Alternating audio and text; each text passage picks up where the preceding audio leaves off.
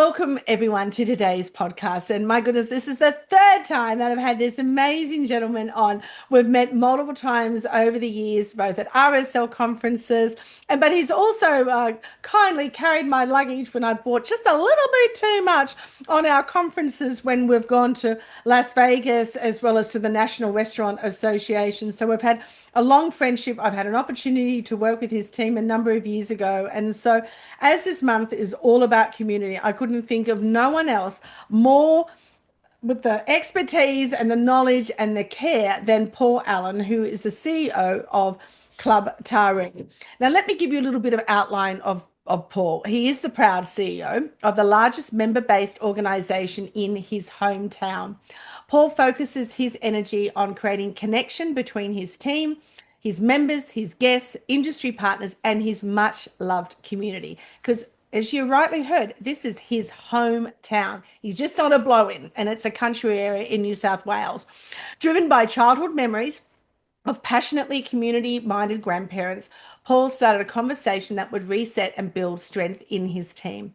11 years ago, Paul started a revolution by way of the Club Taree community team, an engagement outlet for the staff of Club Taree to make a positive impact on the local community. And the rest, as they say, is history.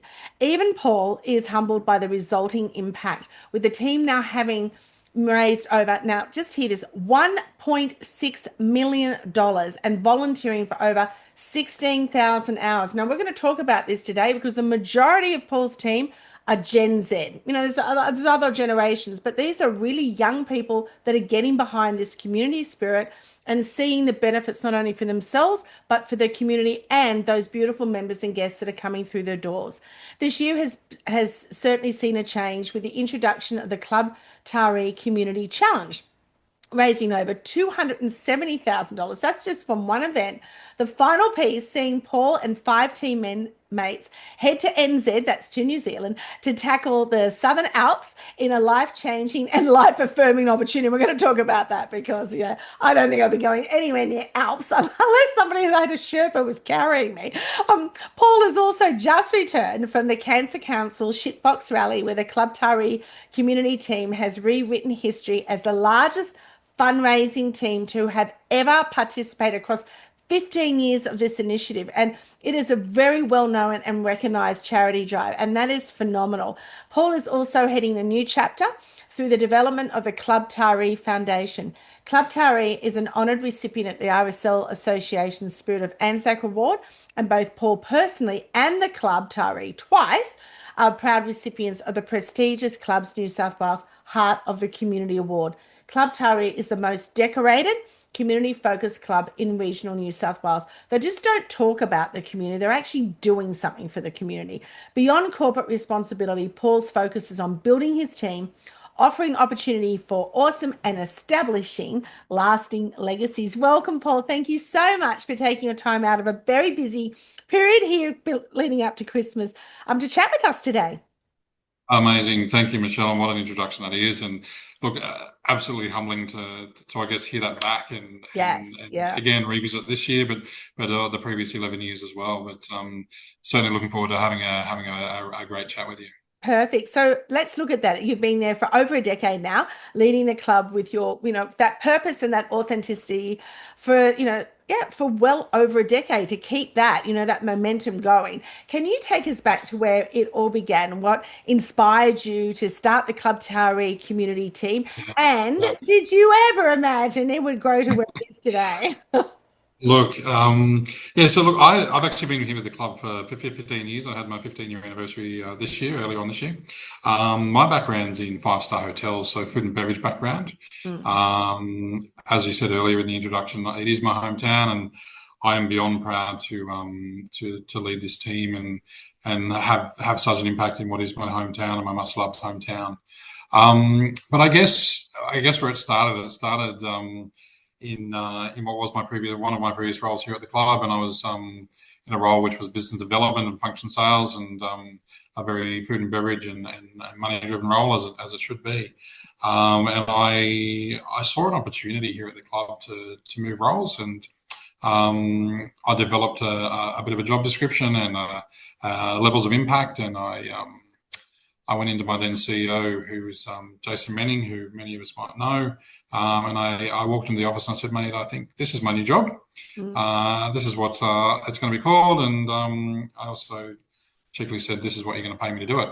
And you know what? He said yes. And from that moment on, after what was a very short conversation, and I guess it was a great opportunity that we both aligned in the purpose and the I guess the authenticity and where that was going to lead. Well beyond just the factors of the community and the community team, but it was a brand and engagement role. So Yes. a very marketing based role. So there's plenty of that in the role as well. But what was my driver was the engagement piece and the community piece there as well. Mm. So after he said yes, and I'm like, oh wow, what do I do now? So look again. I brainstormed, I guess, with myself over a couple of days, and I'm like, okay, let's have a go at this. How can we have authentic impact in our community, and how can we build a sense of team, and how can we build a stronger team, and how can we engage with our community, and the concept of the Club Taree community team, I guess, came into fruition after a couple of days of back and forth. Will it work? Won't it work? And even when I resolved that this was going to be the option, I'm like, well, I still didn't know, was it going to work? Yeah. And, was it going to be a 6-month wonder, or was it going to last for 2 years, or was it going to fade as the team changed? Obviously, hospitality and clubs are ever changing, and it's hard to get the initial ball rolling. But then, how do you maintain that momentum as new people come on board, and how do you keep telling that story, and how do you create that from day one? We soon learned how to do that. Because we had a story to tell, and it's a story that people wanted to be involved in, and it was one that we became known for.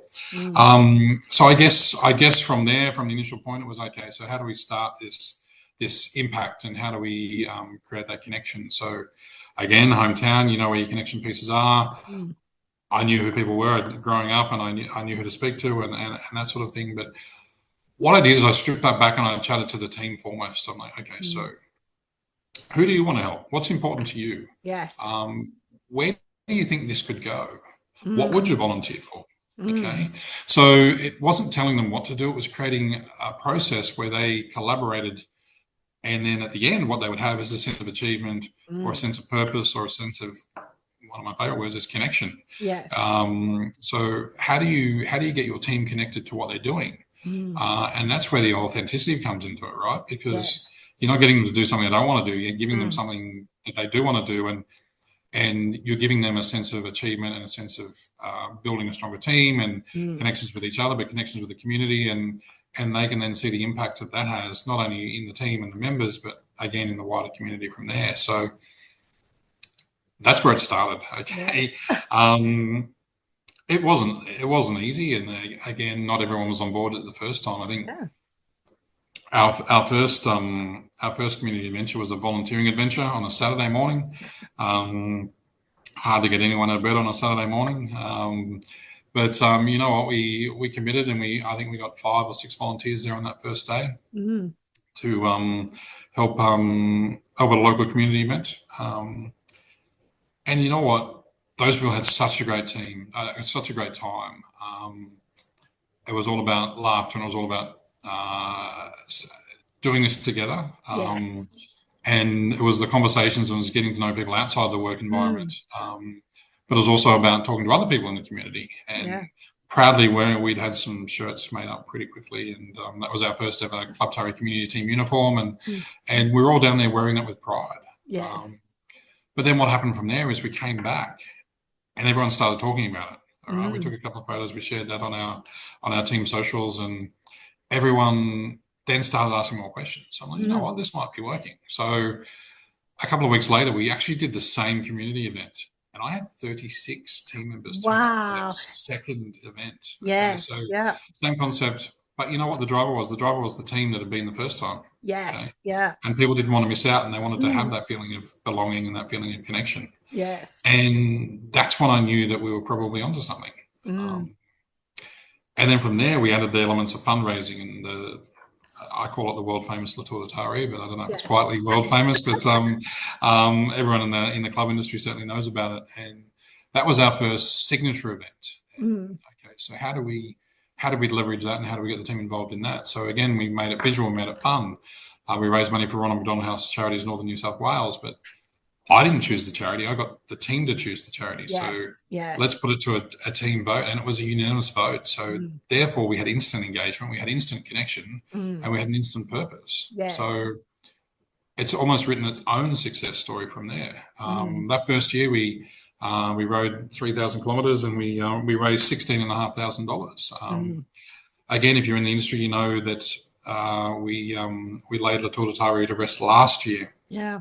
in its 10th anniversary year, and so from that $16,500 last year, we raised $191,013. Ah, Okay, so that takes the total fundraising of that first signature event, if that's what we want to call it, to just on $700,000, gosh, which gosh. is incredible when you strip that back and It you is. think about all the people and the transition of team members through that time. And Yes. obviously, you had some people who had been there for the whole experience, but you'd had others that had come along and participated and moved on to other roles, or and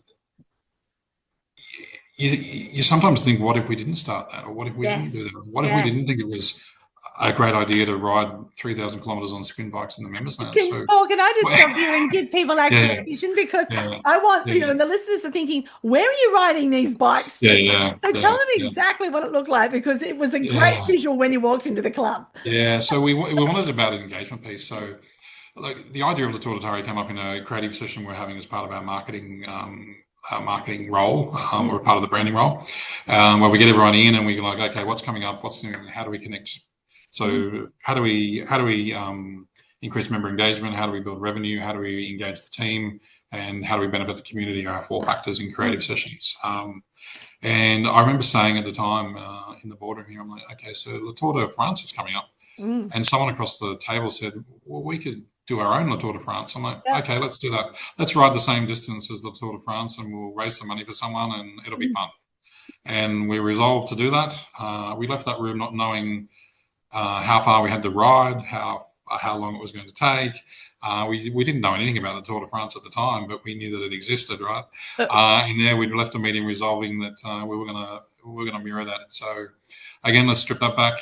Let's ride spin bikes. We yeah. rang up the local gym. They lent us a couple of spin bikes. We rode those in the members lounge. So it was a real connection piece with our members. Our members could see Yeah. what we were doing, and we found that members would even bring up chairs and just sit in front of us and talk to us Mm, while we rode. yeah.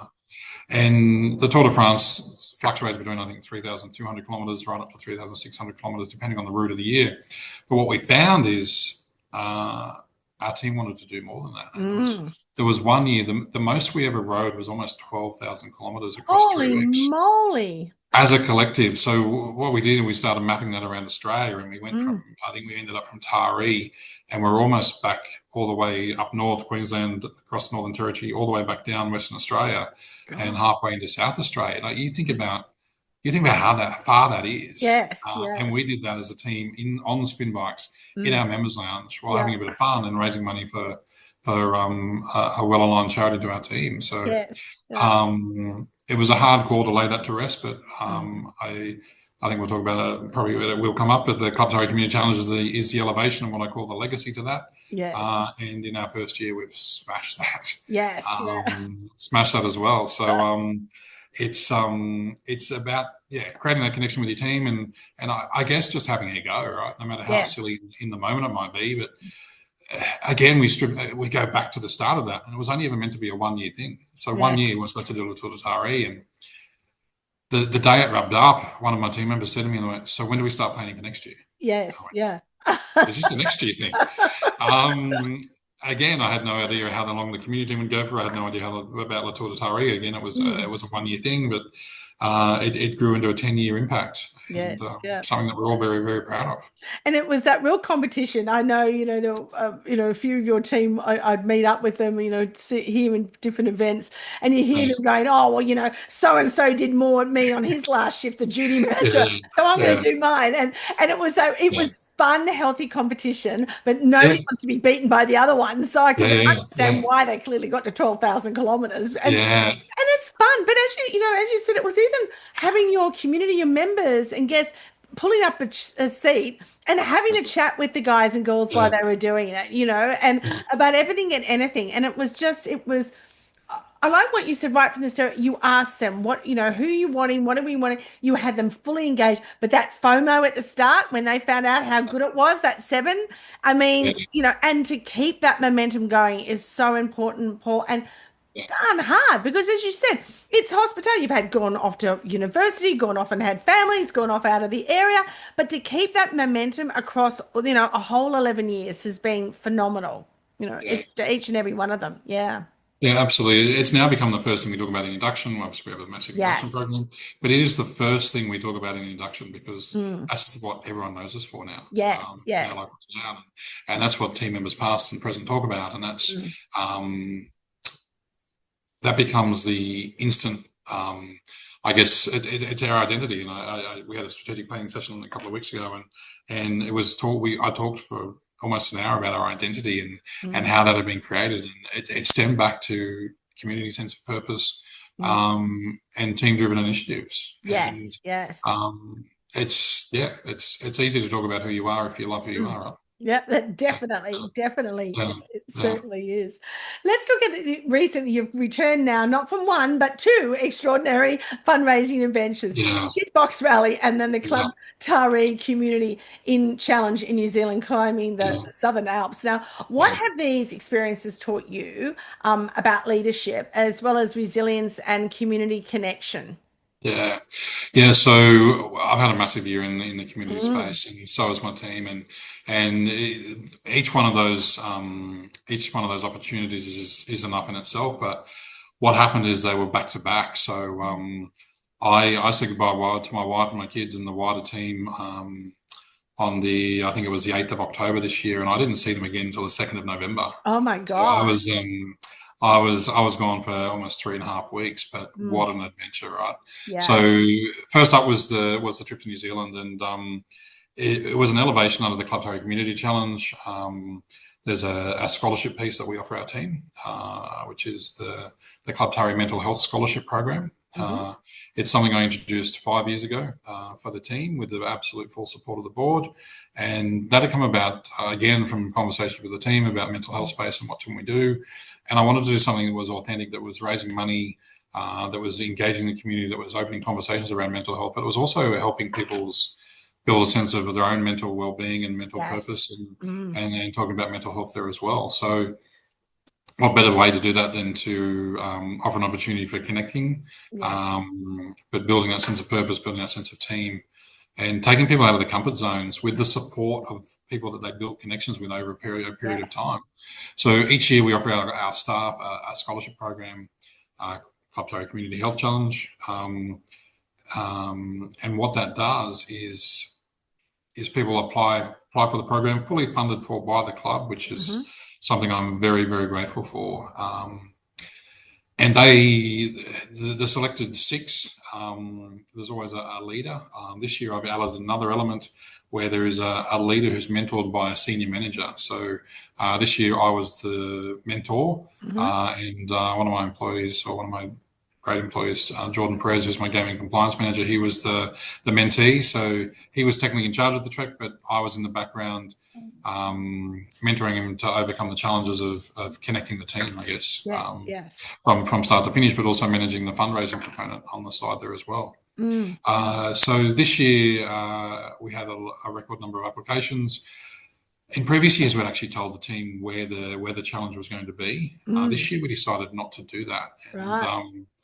it was an interesting element. And then we surprised them with what was the biggest challenge ever, and that was to trek the Southern Alps, basically from Christchurch in Queenstown, as Christchurch to Queenstown, over in New Zealand, and that had come about from um, the fact that I'd spoken at the Clubs New Zealand conference earlier in the year, back in March, about Yeah. community and team.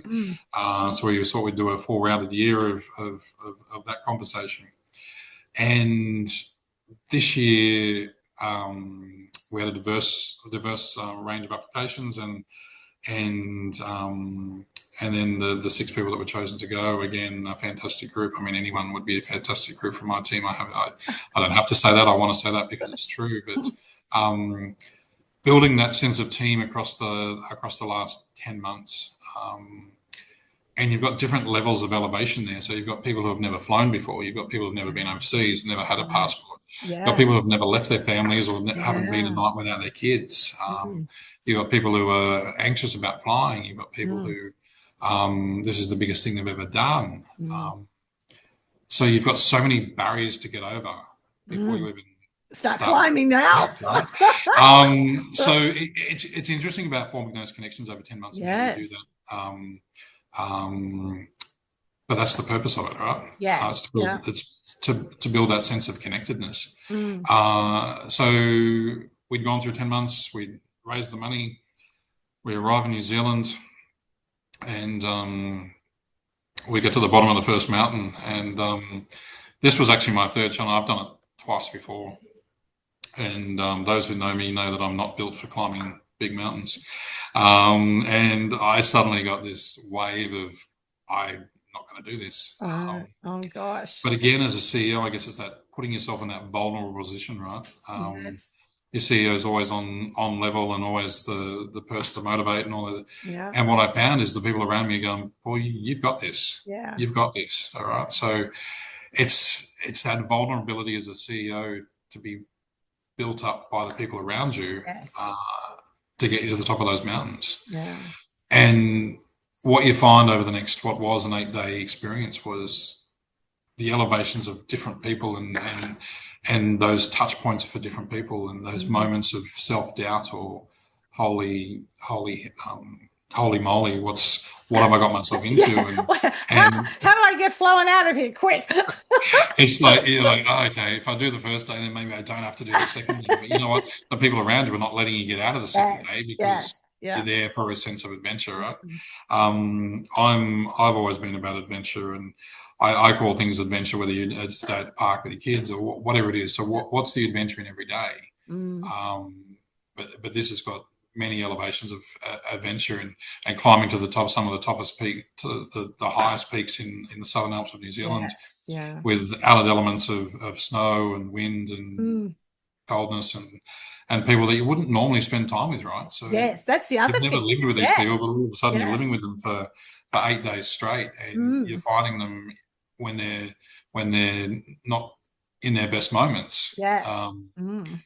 and earning those levels of respect, but earning those levels of, okay, these are my people for the next 8 days. So Yeah. how do we get through that? So uh, it was tough. It was tough for not only me but everyone, and I guess my aspects was the physical part of it. But others had different challenges, and but you know what? You find that beauty in you got the beauty in nature. So we Yes. always choose somewhere. We've been to Tasmania before. We've done the Northern Territory, done the Grampians in Victoria, um, and naturally New Zealand's beyond beautiful, right? Yes. So Yes. uh, you're rewarded by the beauty of nature and that Mm. those aha moments, but you're also rewarded by the people around you. And Yes. what you're doing is you're forming lifelong bonds by a driven purpose or a connected Mm. purpose. And what happens then is you're seeing the team elevate throughout the time, and you're Yes. seeing when those moments are clicking in and when they're actually going, you know what, we've got this. Yes. Mm. Um, so an amazing experience, a beautiful experience, a Mm. challenging experience. But you know what? That's exactly what it's supposed to be. It's supposed to be. It's a challenge. Yes. It's not meant to be easy. It's not meant to be easy. No, and it really reflects on coming back into the workplace. There are going to be Yeah, challenges. There's going to be things that we don't want to face, yeah, and or how we're going to face it. And I assume that that little group, of the six of you, are now that inner circle yeah, of a greater yeah, team that you can, yeah, because it wasn't just them having to show up. It was also getting them to see you being this vulnerable CEO, of being this, very strong personality and this big leader, mm, all of a sudden showing your vulnerability, to then yeah, be, oh my gosh, how's this week going to turn out? And I just think yeah, so beautiful that, as you said, you've taken a diverse group, and yes, those that hadn't traveled before, so it was a lot, and their mental anguish would have been another thing on top of that as well, I yeah, assume. Yeah. yeah. And again, it was when we first implemented it, or when I first introduced it, was called the Club Taree Mental Health Challenge, and Mm, I remember getting back and doing my review on it, and I'd never. The first year was tough. We'd gone to Tasmania, we'd done the Walls of Jerusalem, mm. and we were climbing straight up mountains like that, right, 6.5 k's straight up, and again beyond the challenge, right? But we had the added element, and we were told when we got to the top that it was the worst weather that the guides had ever had. Again, you got wind, you got rain. It was so cold. It was snowing. It was beyond ridiculous that every one of us just wanted to give up And go and turn home. around and go back. Right. Mm, So we'd had those elevations, but it was interesting. And I don't. As I say, I've been lucky enough to be on 3 of these challenges, but mm. I've never aligned each other. They've all got their own purpose. They've all got their own stories. They've all got their own Yes. connection pieces. Mm, It's not about was this one better than the other. It was about mm. what impact have we created for those individuals that are in that moment. Mm. And you're beyond right in saying that when you come back to the team, they're the people you connect to. Mm. Okay, they can see you having a bad day, or they know how to pick you up. So Yes. if Yeah. someone's quiet, you know exactly what the trigger is to turn them around, Yes. and Yeah. get them back on track. So creating that, and it's probably one of my proudest offerings to the team. We offer a lot of things to our team, but this is, I guess, the thing I'm most proud of to be able to Yeah. offer. And I just think for them to be a part of it, and as you said, each year getting more and more applications is beautiful. Yeah, And probably a yeah, really strong reason for why a lot of people would even want to come to work at Club yeah, Taree, which is yeah, very yeah, yeah. But I guess on the flip side of that challenge, and that was you've got the fun and excitement of the Shitbox Rally, right? So the Cancer Council's Shitbox Rally, it was something that had come up multiple times, and it was something that other people in the industry had done. It was something that other friends had done and associates had done, and we've been a long time supporter of the Cancer Council across many initiatives over the last 11 years, and this just seemed like another elevation. And again, we didn't know how the team would connect with it, and how the community would connect with it. Again, you've taken myself and the operations manager, Dom Legal. Um, we were the two that got to go on the rally. So that'd be a lot of fun. it was a whole lot of fun, right? So from the moment of we bought out, you've got to buy a car that's worth $1,500. It's spend no more than $1,500. So it's months of scrolling Facebook Marketplace to try and find a car that's worthy of being a shitbox, Yeah. and And still roadworthy as well. still roadworthy. So we ended up with a 1992 Tarago that we bought off Facebook for $1,200. And we bought it in Rooty Hill, so we had to head down to Sydney, and I remember driving and Dom following me in the shitbox behind me up the freeway. I'm like, is he still there? Is he still there? Is he still there? Is But he he always was still there. sorry? So we were very lucky with the car we chose, and it served us well. And we chose a theme which was the Flintstones, based on our favourite cartoon as Cool. kids.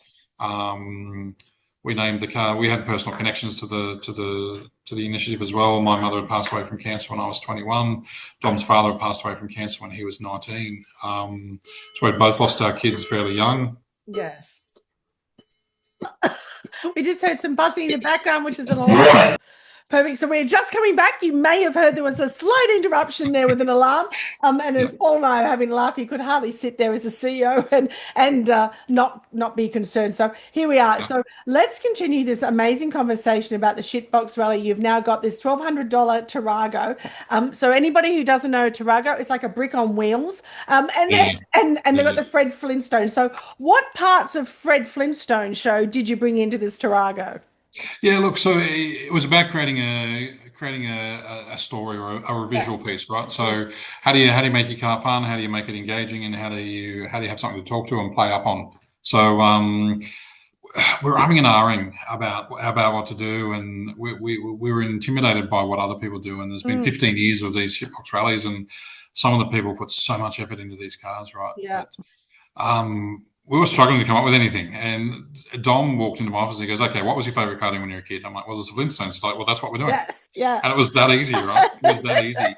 And we suddenly went very deep, and we created all these connection pieces. We obviously screened the car up, and Mm, bought all the costumes, and went from there. And it just became a real connection piece again to our members and people of certain age groups around the Flintstones. But then what we also found out is people had no idea who the Flintstones were How from younger dare generations, who right? So wouldn't we know who they introduced. were?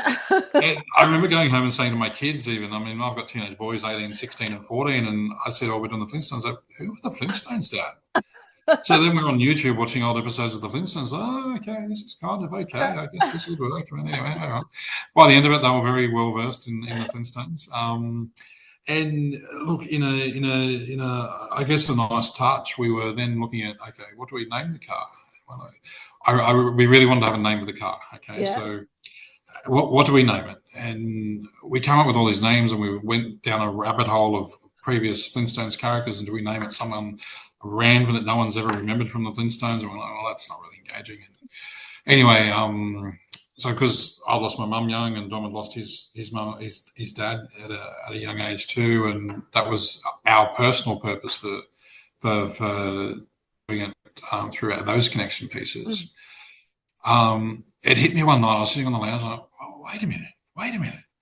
And my mum's name was Margaret, and that's Dad, and Dom's dad's name was Wilfred.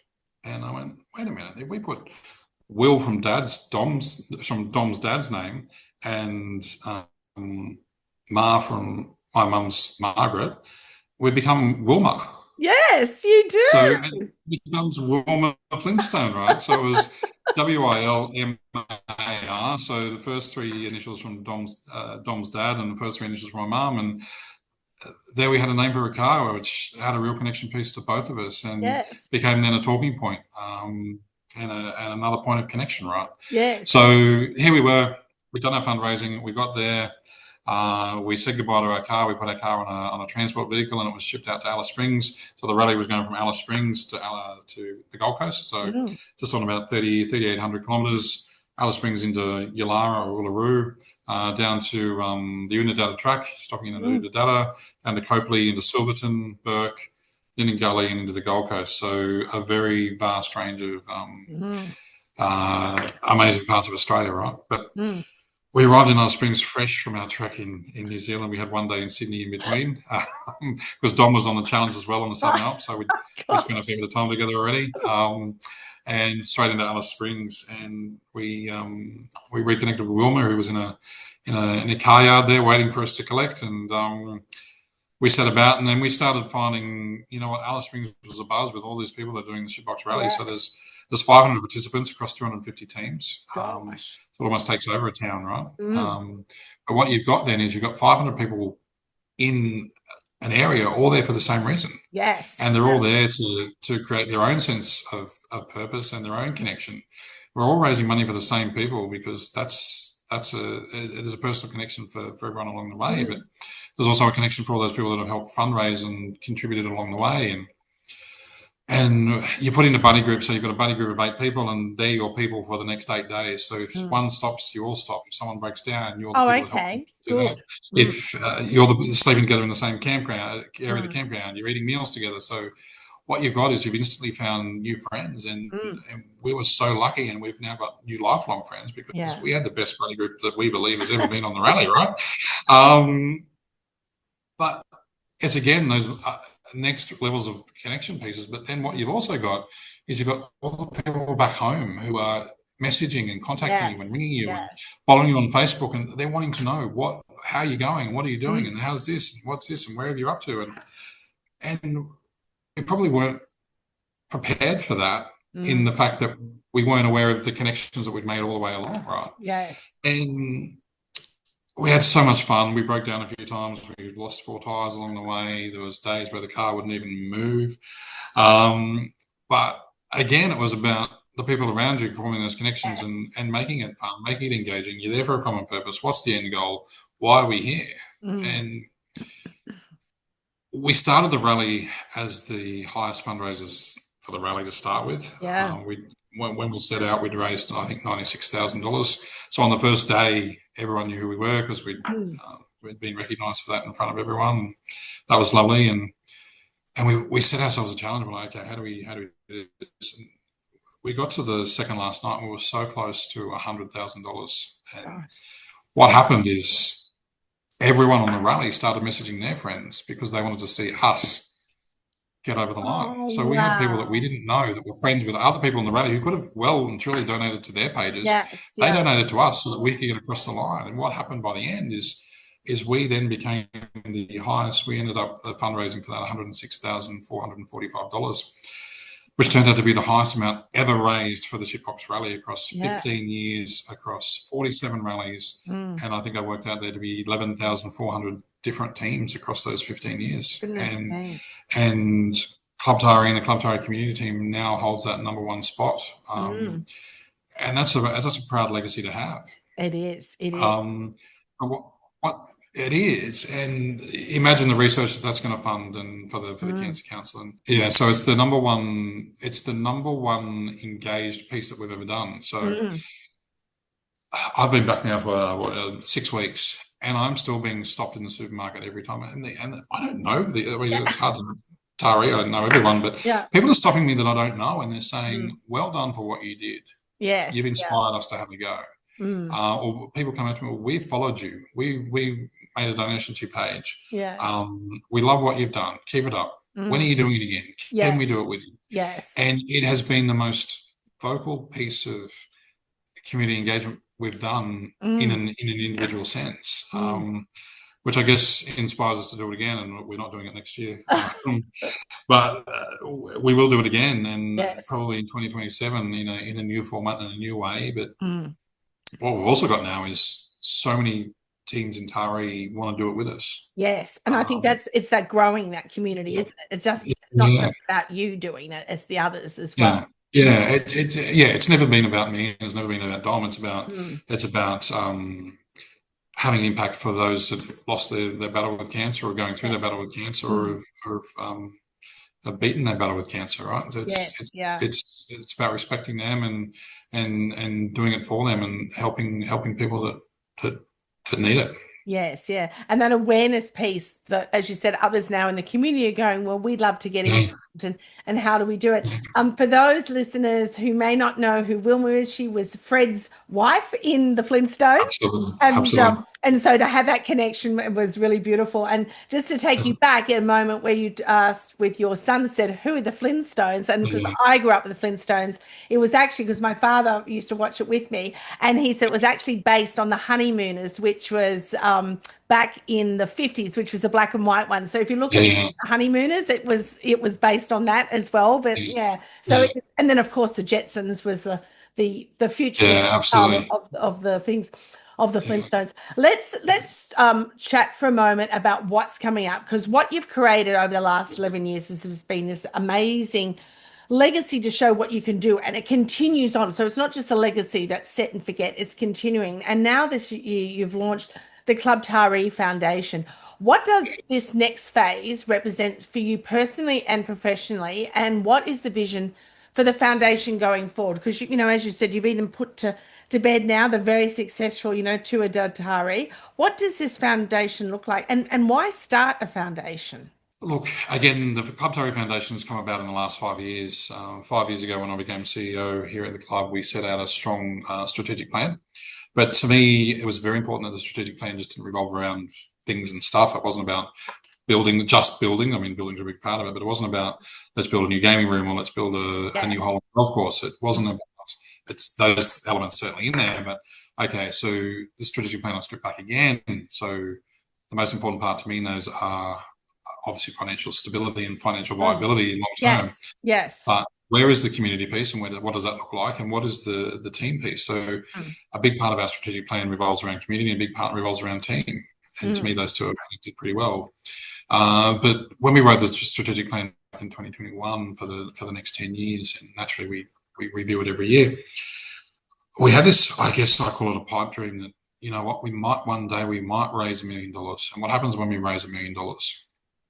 And we went, well, how do we elevate the community team? So the community team very separate to Club Taree, but Mm. how do we raise that another element and add another level of authenticity to that? Yes. Well, why don't Mm. we start our own charity? And you know what? Within 4 years, we'd hit the $1 million mark, Mm. right? Which we never thought possible. Yes. And from day one, I would never have thought imaginable that wasn't even on the radar, right? But Mm. all of a sudden, we hit $1 million. So that was our trigger point, and that's the trigger point that the managers and the directors had point to. Okay, let's form this foundation.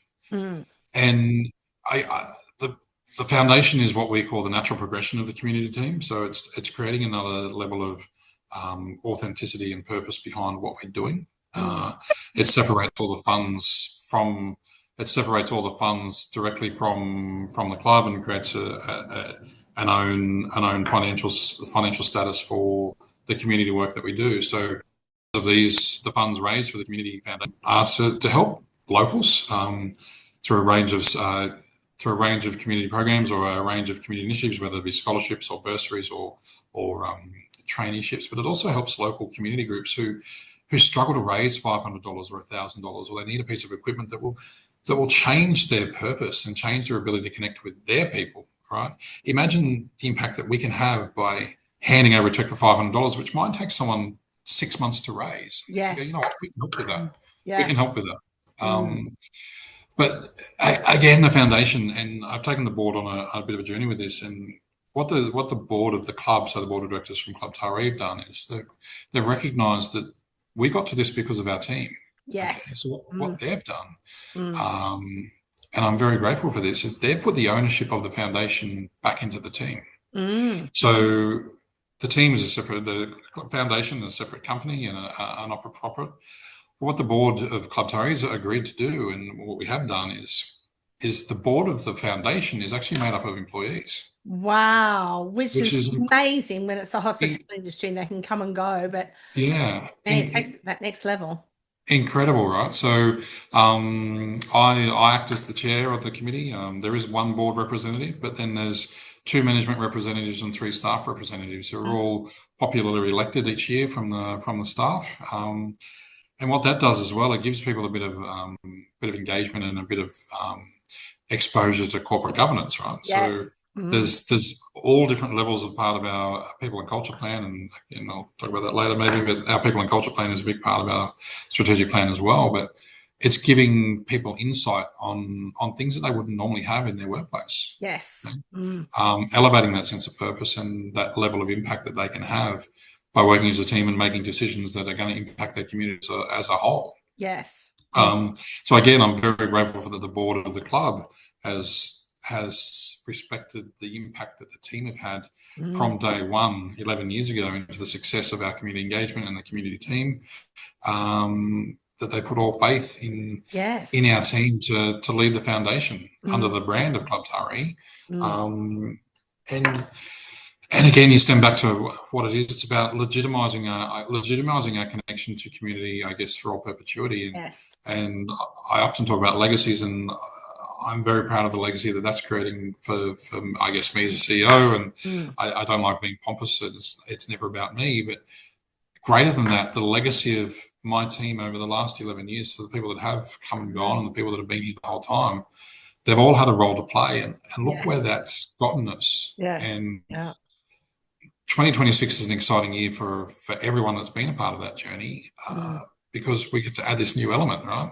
And Yes. it's a Yes. new part of our story, and it's a new chapter in our book, and it's all these things. Mm. But at the end of the day, it's all driven by the same purpose, by people just having a go. And people often say to me, "Why do you do it?" And I said, "Because I think it's the right thing to do." Yes. That's the end of it. It's that It, easy, right? it is. Is It it is. is it the right thing to do? Yes, it Yeah. is. Yeah. That's right. It's And that just easy. Um, showing those younger ones, because you've got an incredible team there, as you've shared with us, Paul, that have mm, gotten on board with this right from the very start. And having such a high percentage of Gen Z and Gen Y, it's keeping them engaged, it's keeping them passionate. And as you said, there's probably some things that they really want to get behind, and others that they go, is that mine? yeah, But then it's that team thought about, well, how do we go? How do we do this together? And going into that governance, and that's another whole skill set that they wouldn't ever get an opportunity to have until probably they're much older or more mature in a particular role. So how do you connect with that multi-generational team? You know, as you said, you've got three teenage sons yourself. You know, your Yeah, eldest has just finished year 12, which is, yeah. you know, end of high school and going into the big wide world of work. How do you get them generally involved in community work? And who are some of those internal champions that help drive this movement alongside you? I know there's been many, but are there, you know, are there a handful that really stand out over the years? Yeah, look, there is. So in a workplace, we're very used to multi-generations, right? We spend a lot of Mm. time, again, talking about this in business planning sessions or management meetings, okay? Yeah. So multi-generations, I've got four different generations here. You've got across the Boomers, Gen across X. the spectrum. Yeah, Yeah. yeah. Boomers, Generation X, Y, and Z, right? Um, so we've spent a lot of time trying to understand them Mm. from a customer point of view. So Mm. how do we engage as customers? But then on a team point of view, how do we work with them? How do we get the best out of them? What are their connection pieces Yes. and Mm. what's important to them, right? Mm. So if we look at Generation Y and Generation Z, you look at Generation Y has an absolute desire for authenticity and belonging. So that connects to community straight away, right? Yes. So Yep. how do they belong? So they belong to the community as a whole, but they also belong to our team Mm. um, or the micro teams involved in each initiative. And again, authenticity. Everyone who knows me knows I use that word a lot, but I think it is the driver behind what we do. If you're not going to do it authentically, then don't bother doing Don't it, do it. right? That's right. Yep. Mm. So that's the thing, and Generation Y has got that level of social responsibility, and Mm. that's come about from increased media exposure and all sorts of things in that space. So social responsibility again connects straight to community, right? Mm. It Um, does. but again, treat them as individuals. Every individual is different. So Yes.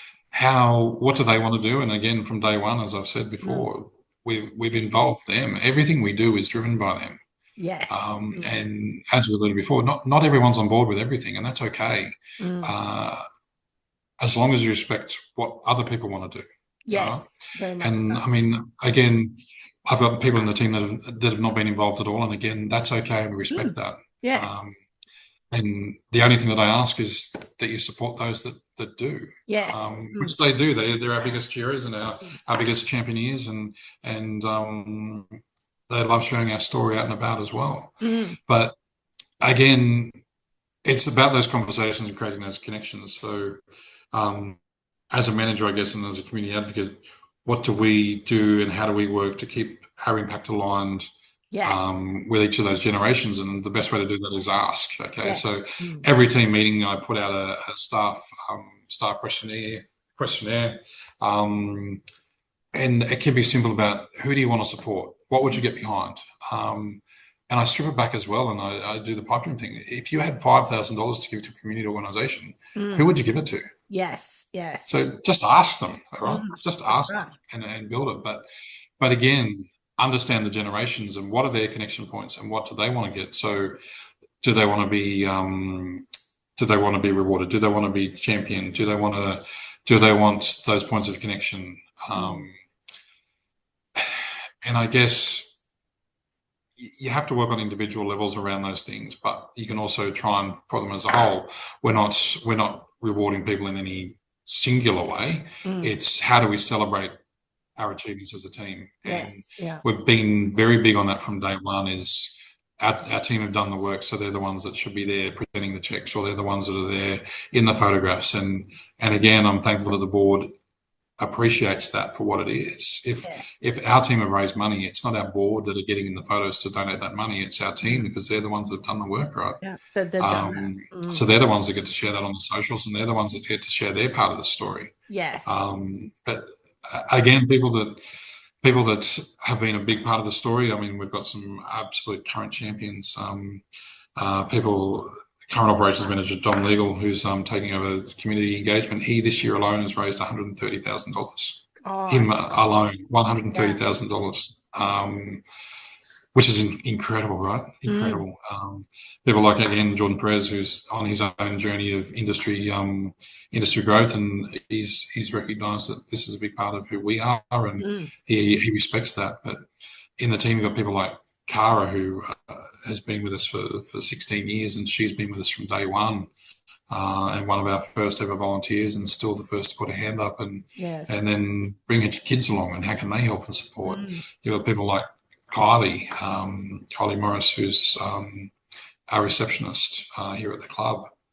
But she's won our Heart of the Community Award many years in a row. She's won our Team Spirit Award. Mm. Through Club Taree, she was our biggest rider some years, but she's also the person that's at every business asking for donations to our charity auctions. She's the one that's volunteering for every event. She's the one that's getting people in the staff room to come along and join, right? So everyone has a purpose. Is it trying to get those corporate sponsorships? Is it the person knocking on doors? Is it the person that's rallying the team? I find that if everyone does their role right, then everything falls together. Okay. Definitely. Yeah. But again, from my point of view, it's about engaging them from day one. So I have to turn up. So yes. no, I don't have to turn up. So don't take that the wrong way, but I turn up because I want to turn up, right? And Yes. I see the sense of purpose, and I lead the team, and I lead the challenges, and I lead everything along the way. But you know what? I have to be the one that's having the most conversations. I'm the one that's leading the fundraising. I'm the one that's turning up to volunteer. I'm the one that's first there to pack up and set up and do all those things along the way, because I think that's the right thing to do, and it's authentic to me, and that leads the team to become more authentic in the way that they approach things as well. Certainly. And so that's probably a great segue into my next question about leaders, Paul, because you're showing the way, to your team over the last 11 years at Club Taree, but also to the community. So what was your advice for leaders who want to move beyond those one-off events? And we are seeing more and more clubs doing this, registered clubs throughout New South Wales and the other states that I work with in Queensland and Victoria, is going beyond that and building a culture where giving back is part of the DNA. Because as I said, there's a lot of clubs. We had Natalie Hawkins from Cronulla RSL speaking to speak on my podcast. There are a number of others, but it's this growing momentum now. So what would you put to leaders about how do we get that DNA in? Yeah, look, it's a hard question, right? And it's probably the question I get asked the most throughout the industry. And back when we even started in the first couple of years, I'd get phone calls from other CEOs, and now it's face to face when we're at conferences or events or after I've come off stage, having championing my team. They're like, "How do we do what you do?" Or there's directors come up to me and they're like, "How do we get our club to do what you're doing?" Yes, yeah. I'm very blunt in my answer and say, "You can't. You don't have my people and you don't have my community." Okay. But what you can do is you can create your own story with Yes. your own people and your own community. Okay. So what works in my community and with my team is not going to necessarily work with your team and your community, because you're forcing it upon them, right? But if you have those conversations from day one and engage them from day one and find out what's important to them, then you're going to have your own success stories along the way. All right. So don't try and copy what we've done. Try and respect how we've done it. Yes. And lean into your people. Find a couple of those key engagement people and see what's important to them, and then they will help drive it as well. Yeah. Right? And I guess the other thing is share your story along the way. And yes. Sometimes we've been criticised along the way, and we have been criticised for the amount that we share about the community work that we do. Like, why do you tell everyone what you do? Why can't you just do it quietly? And I'm like, well, you know what? I think it's a story worth telling. It's our people that are doing the story. It's never about me. It's about the people that are doing it, which is the team who are going above and beyond to create positive engagement and positive impact on the community that they love. So why aren't I sharing this story? Yes. Right? It gives our members a sense of purpose. Our membership's grown. We've got 11,500 members in a town of 16,000 people, which phenomenal. is beyond incredible, right? And that has grown exponentially over the last 5 years. And I put that down to part to our community connectedness and our visualness in those community engagement pieces that we do have. People see real value and they want to be part of that. Yes, definitely. The $1.6 million we've raised along the way has come predominantly from our members, because they support what we do and how we do it. They feel a real connection piece, and they're the ones sitting in front of us at the bike. They're the ones that are following us on social media as we travel along the country in a $1,200 car. They're the ones that are buying raffle tickets or option items, or they're coming to our events. And we can't do it without them as well. So you need to find what connects to your members. You need to find out what connects to your team and what benefits your community needs. Find your passion project amongst those people, and then run with it. Yes. But as I said just previously, lead by example. Be the first person to arrive at every event. Be the person that volunteers the most. Be the person who door knocks and finds those items to raffle off or auction off, Yes. and create those ideas with your team as well. Mm. Um, Attend every event. If you outside of that, what we've done as well is naturally your team members do their own things along the way, and Mm. whether it be the longest drive campaign for the Cancer Council in playing golf for 72 holes, or whether it be the Movember, or whether it be the push-up challenge, or be the first to donate. Like honestly, Yes. if you're trying to drive a connection piece with your team and they're doing their own little fundraiser, if you can flick them $50 or $100, then be that first person to Yes. sign up and Yes. Yeah. and give them a sense of value and connection as well. And Mm. you know what? They come in the next day and they will come up and, if it's appropriate, give you a hug or shake your hand and say, you know what, thank you for that. Thanks Yes. for seeing what I'm doing, and Mm. thanks for cheering me along. And it's supporting them as well. So that's all about building that legacy, which is so key. So here you are, identifying. I loved how you said that to other leaders. You can't do what we've done because it's not our community, don't have a team, but you can do something from Yeah, looking yeah. at and having conversations with your own team.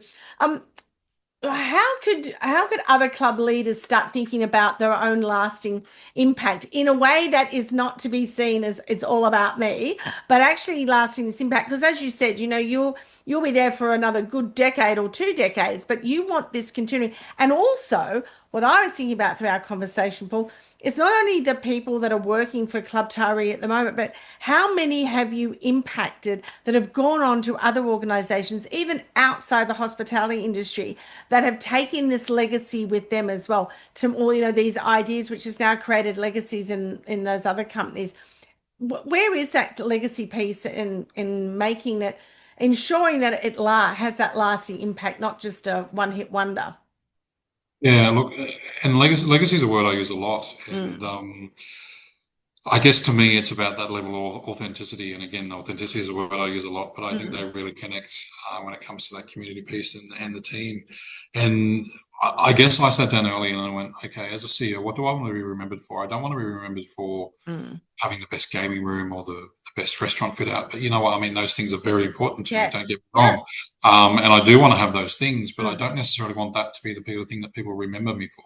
Okay. Yes.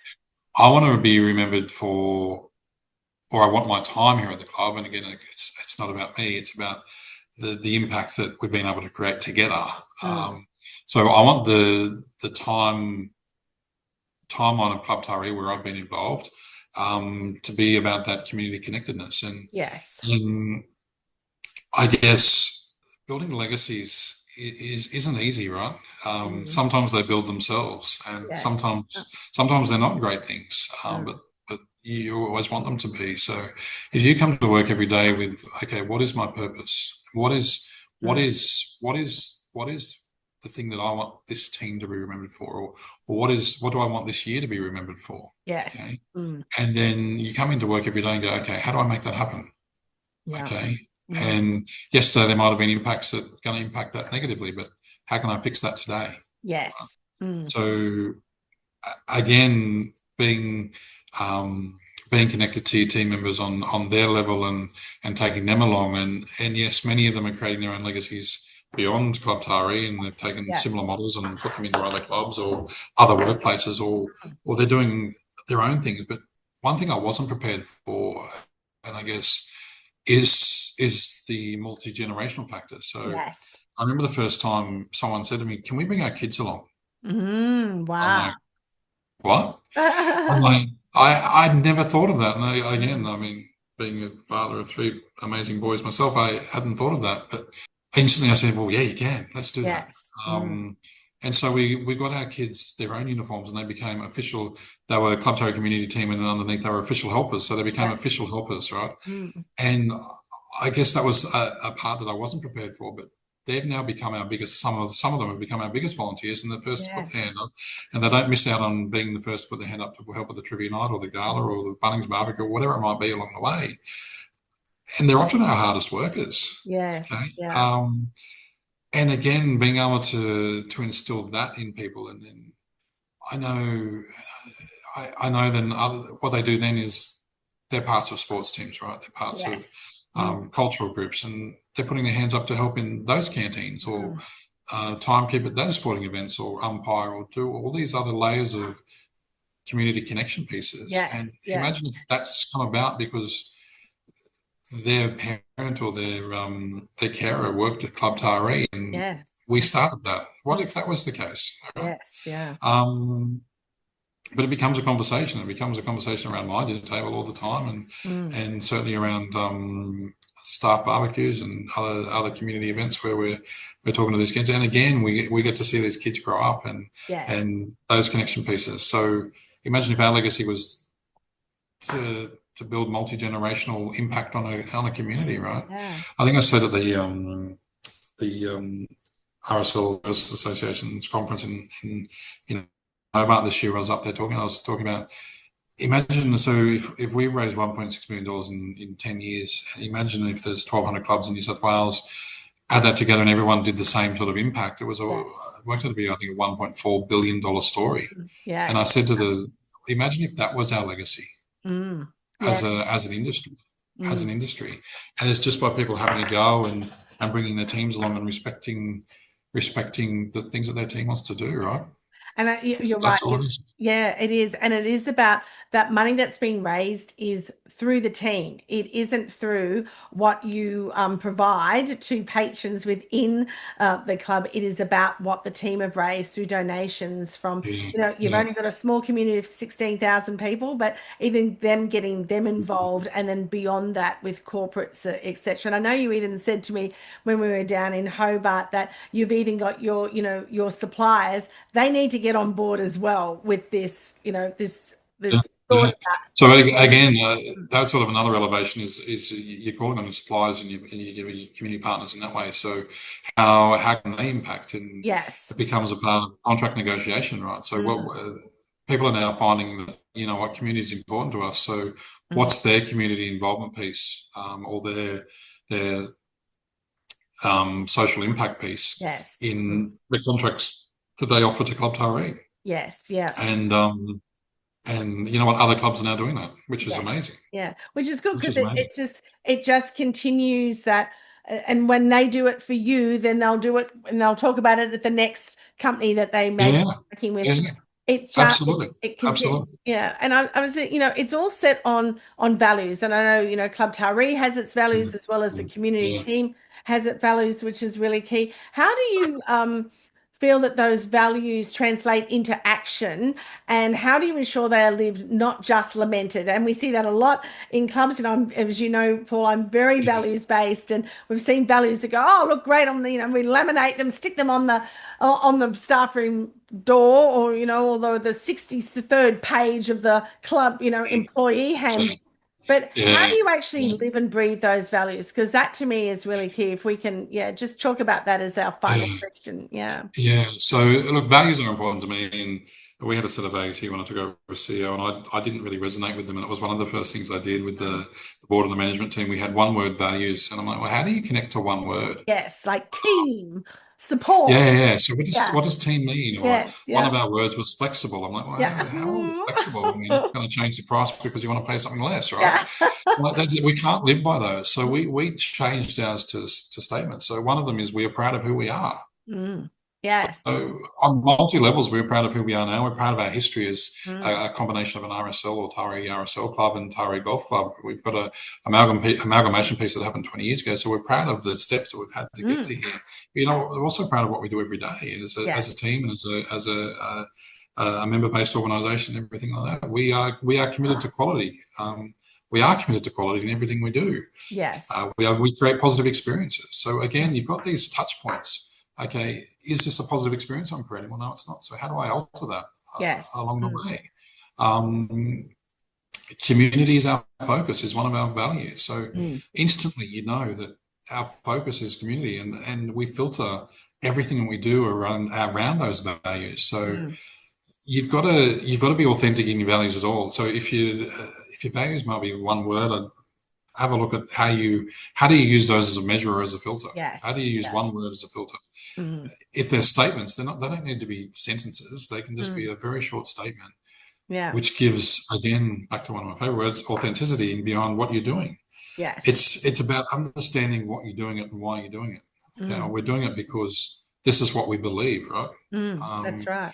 and if you're doing something you don't believe in, then why are you doing it? Yeah. If it's not Um, congruent, this is not the organization. yeah, Why are you doing it? That's yeah, mm, yeah. It's it's interesting, and as you say, these values are often spread across annual reports and on the website, but they're not yes. lived and breathed. But No. again, we set the community team up on a set of values, and we use them as our filter all the time. So, Yes. how does this connect to the team? How does it connect to the community? What Mm, is the impact level that's going to have? And it doesn't always have to be a big impact. Not everything we do raises yes. $271,000, No. and we're just making a positive impact on our community. Filter everything back through that. We're Mm, understanding what we do and why we do it.